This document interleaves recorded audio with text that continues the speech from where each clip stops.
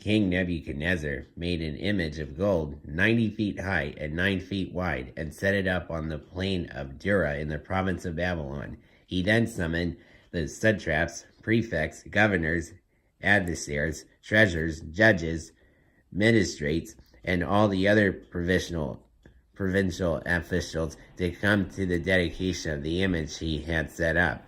So the satraps, prefects, governors, advisors, treasurers, judges, magistrates, and all the other provincial officials assembled for the dedication of the image of King Nebuchadnezzar had set up, and they stood before it. Then the hurly loudly proclaimed, "This is what you are commanded to do, O peoples, nations, and men of every language. As soon as you hear the sound of the horn, flute, zither, lyre, harp, pipes, and all kinds of music, you must fall down and worship the image of gold that King Nebuchadnezzar has set up. Whoever does not fall down and worship will immediately be thrown into a blazing furnace." Therefore, as soon as they heard the sound of the horn, flute, zither, lyre, harp, and all kinds of music, all the peoples, nations, and men of every language fell down and worshipped the image of gold that King Nebuchadnezzar had set up. At this time, some astrologers came forward and denounced the Jews. They said to King Nebuchadnezzar, "O king, live forever. You have issued a decree, O king, that everyone who hears the sound of the horn, flute, zither, lyre, harp, pipes, and all kinds of music must fall down and worship the image of gold, and that whoever does not fall down and worship will be thrown into a blazing furnace.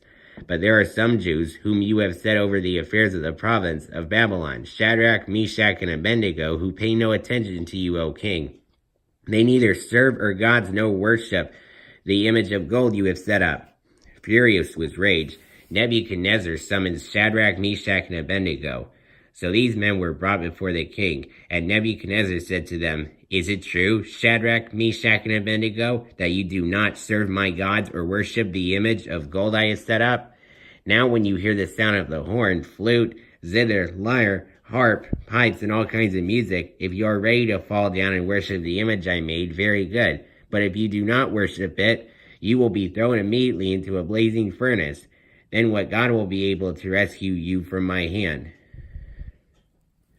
Shadrach, Meshach, and Abednego replied to the king, "O Nebuchadnezzar, we do not need to defraud ourselves before you in this matter. If we are thrown into this blazing furnace, the God we serve is able to save us from it, and he will rescue us from your hand, O king. But even if he does not, we want you to know, O king, that we will not serve your gods or worship the image of gold you have set up."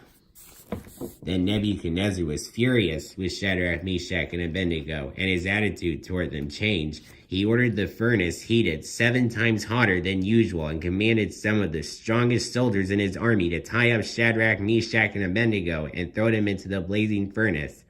So these men, wearing their robes, trousers, turbans, and other clothes, were bound and thrown into the blazing furnace. The king's command was so urgent and the furnace so hot that the flames of the fire killed the soldiers who took up Shadrach, Meshach, and Abednego, and these 3 men, firmly tied, fell into the blazing furnace.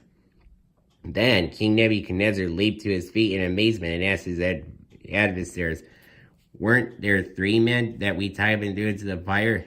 They replied, "Certainly, O king." He said, "Look, I see 4 men walking around in the fire, unbound and unharmed, and the 4th looks like a son of the gods." Nebuchadnezzar then approached the opening of the blazing furnace and shouted, "Shadrach, Meshach, and Abednego, servants of the Most High God, come out, come here."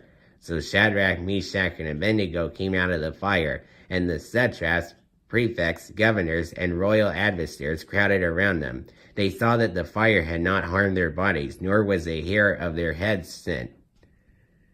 Their robes were not scorched, and there was no smell of fire on them. Then Nebuchadnezzar said, "Praise be to the God of Shadrach, Meshach, and Abednego, who has sent his angel and rescued his servants.